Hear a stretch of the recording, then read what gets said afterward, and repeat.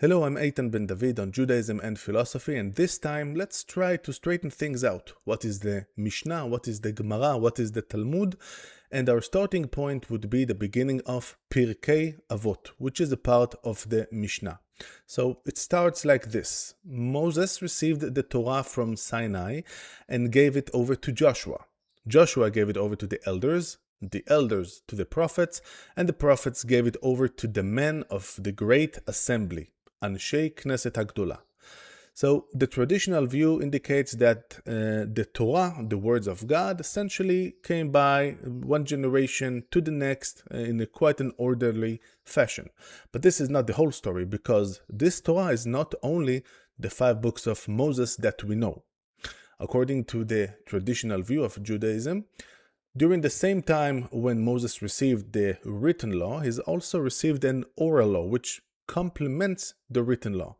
The best example, or one of the most common ones, is what happens when a couple needs to divorce. So the written law indicates that the husband needs to provide the woman with Sefer Kritut, which is basically a book in which it is somehow stated or it formalizes this act of divorce.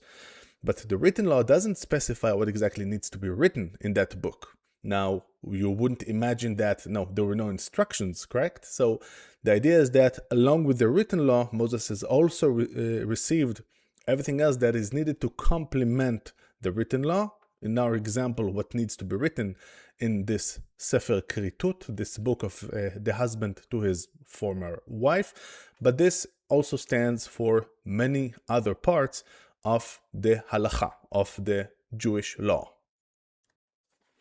And now in terms of history, we have the destruction of the Second Temple in the year 70 AD. And 2 or 3 generations afterwards, we have the failure of the rebellion of Bar Kokhba, which takes place between 131 and 135. Somehow again, we couldn't manage to beat the Roman Empire, but now we have an exile. So some of the sages do remain in Israel, but most of them are now abroad. They are in Babylonia. And Rabbi Yehuda HaNasi, who is the main figure of the sages of Israel in the next generation, is now in crisis mode. He understands that we can no longer rely on this chain of generations. We can no longer rely on parents passing down traditions to their sons and daughters, on teachers passing down tradition to their students, because the people of Israel are now scattered, and who knows what additional crises are waiting around the corner in the next generations. And he decides that there is no choice but to break the old tradition that said that the oral law can never or must never be written, because otherwise it would be lost. And therefore he sets to a voyage in which he kind of travels through the land of Israel. We can kind of imagine that. And getting the traditions that are heard, that are being taught in various locations, and putting everything down in writing to what is called the Mishnah. The word comes from the word in Hebrew that means repeat. And thinking about oral traditions, I think it's quite clear why learning, studying is connected to repeating. That's how you get the contents well into your mind when things are not written. And the Mishnah is mainly a set of rules, of references of how to live life, what you should do and what you should refrain from doing. It is divided to 6 sdarim, orders. Each such seder is broken down to tractates, masachtot, and each such tractate is divided into chapters. Now, in order to get a feeling about how a passage in the Mishnah sounds like, let's see the English translation of the chapter that indicates with what materials one should use or refrain from using when lighting the candles for Shabbat. With what may they kindle the Shabbat light, and with what may they not kindle them? They may not kindle with cedar fiber, uncarded flax, a raw silk, willow strands, a desert wick, or seaweed, and not with pitch, wax, castor oil, teruma oil, which must be burnt, tail fat, or tallow. Nahum the Medi says, they may kindle with melted tallow, and the sages say, whether melted or not, they may not kindle with it.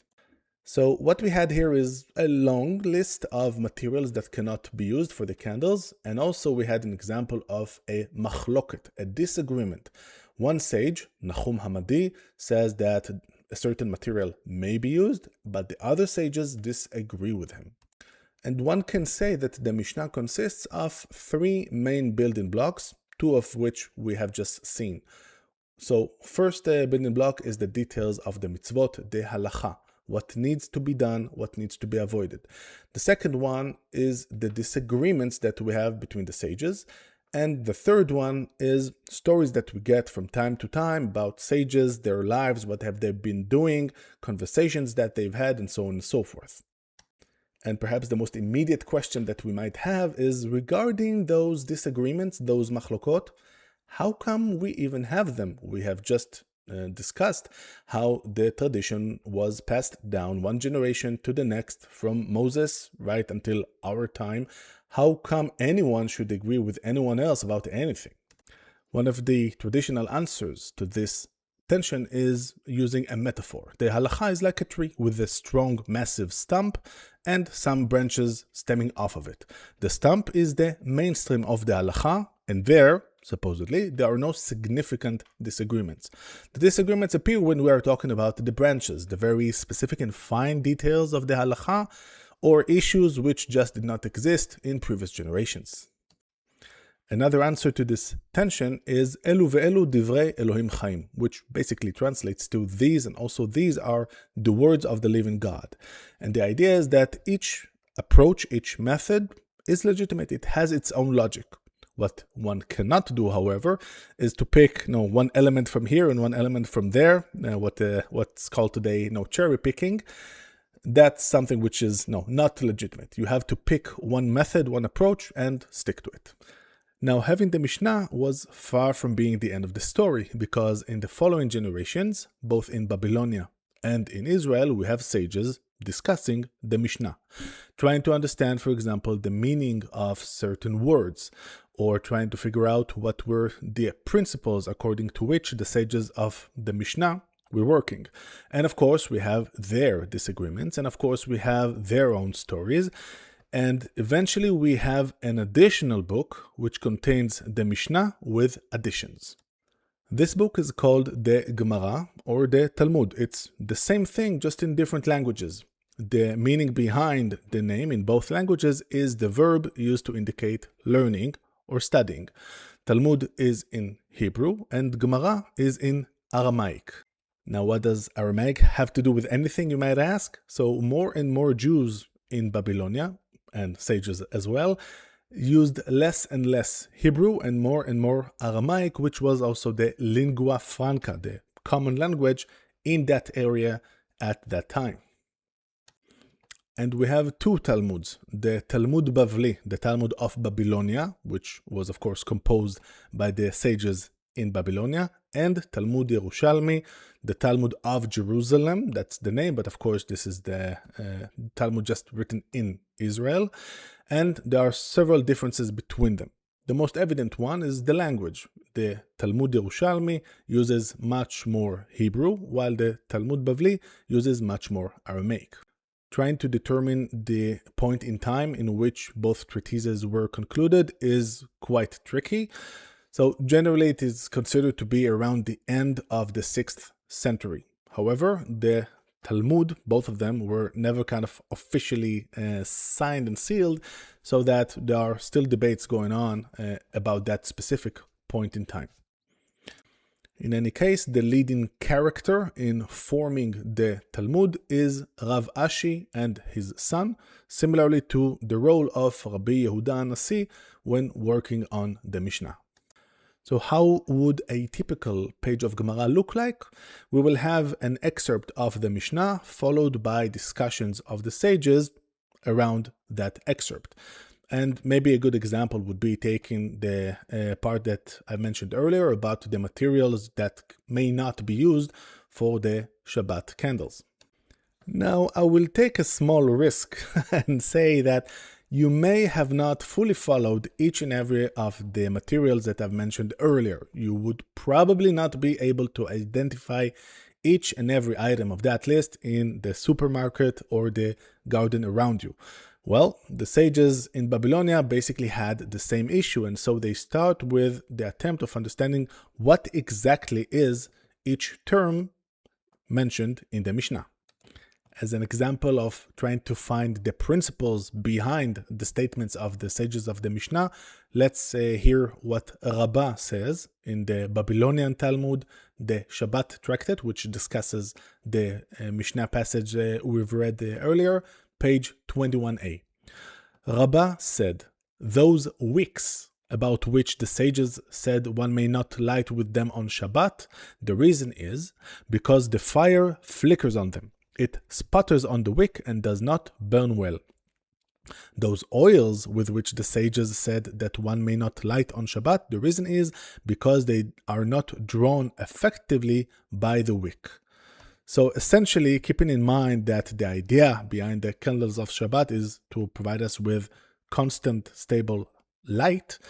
And now, as we all know, when we have one light bulb in our house and it's flickering, how horrible that feels.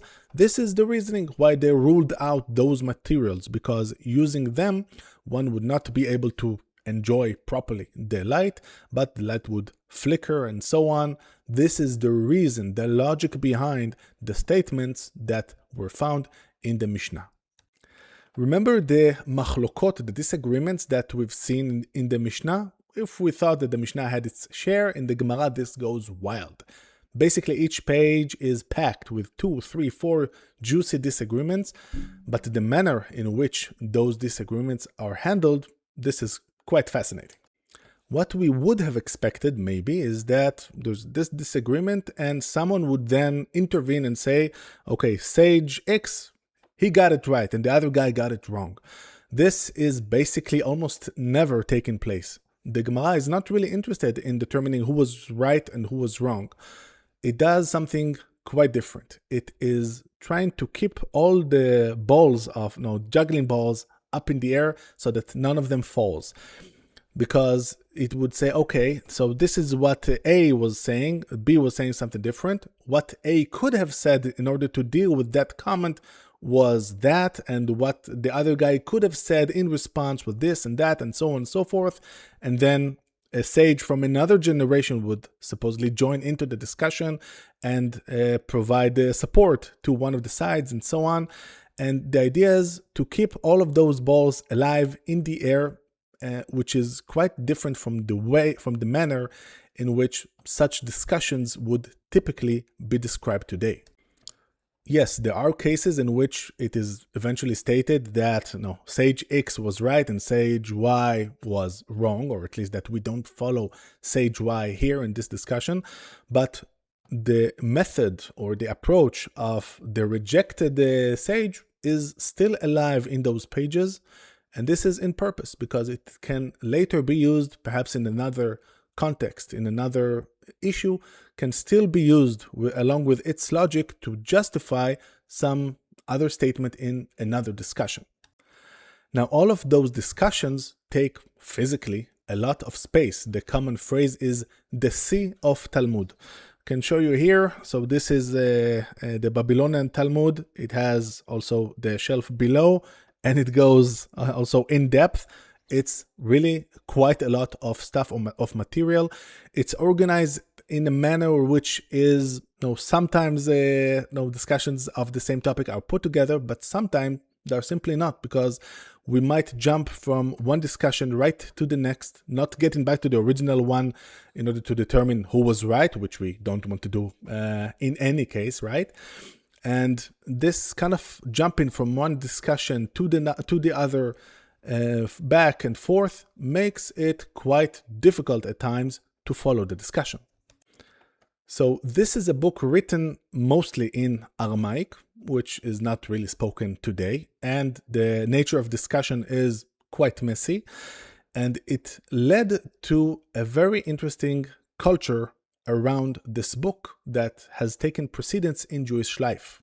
The leading value of Jewish life has become Talmud Torah, studying the Torah, but Torah does no longer refer just to the 5 books of Moses or to the Bible. It refers to the Gemara.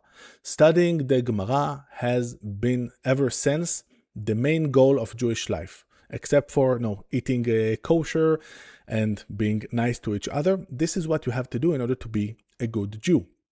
Of course, not everyone could study it all day long, but it was always perceived as the goal to aspire to.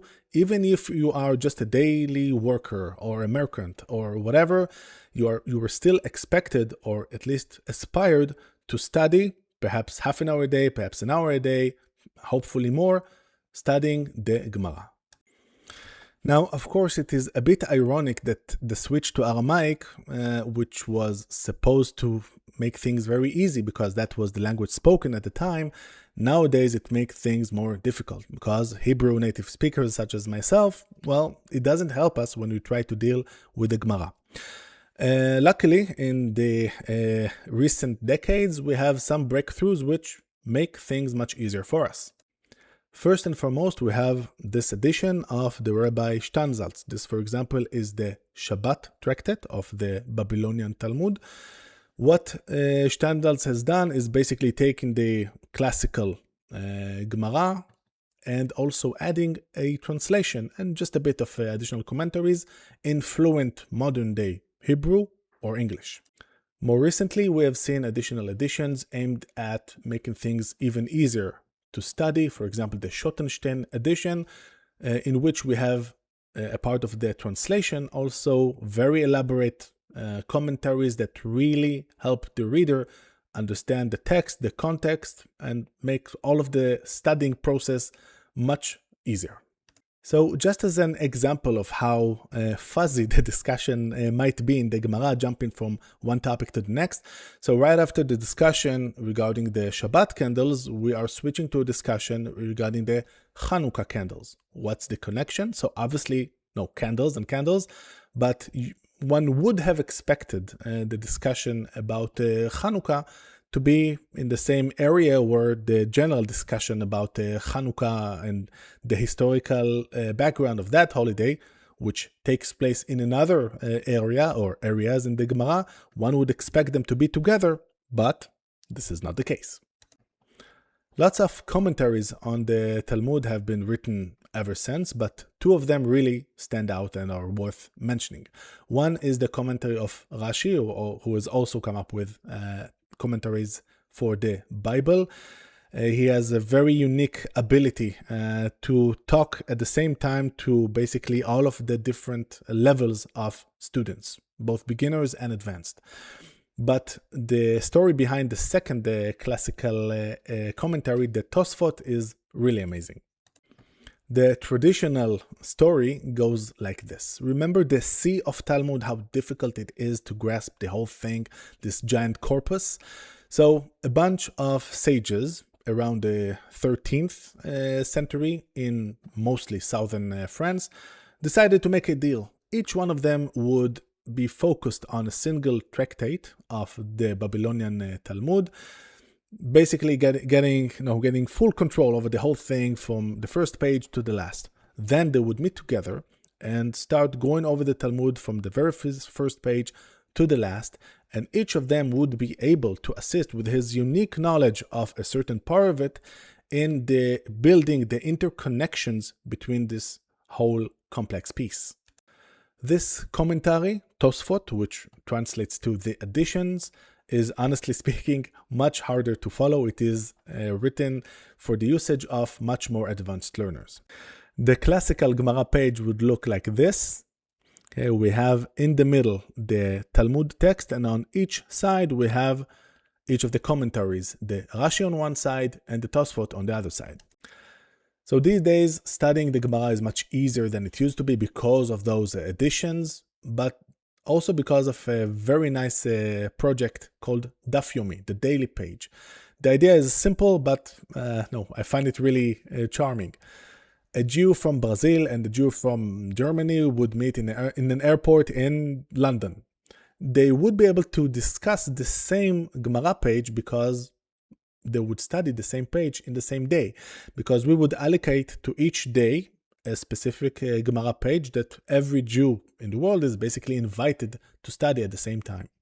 Completing the whole cycle of Gemara in this method takes roughly 7.5 years. But the idea of having such a common language, common content between everyone in the world is really very nice. And as one can expect, nowadays we have YouTube lessons or Spotify or whatever, in which you can always be up to date with the daily page, just like every other guy who studies or participates in that project in the world. Now, of course, we are Jews, and what we do best is argue with each other. So when Steinsaltz came out with his edition, it's not like the whole Jewish world applauded. Some people were against it.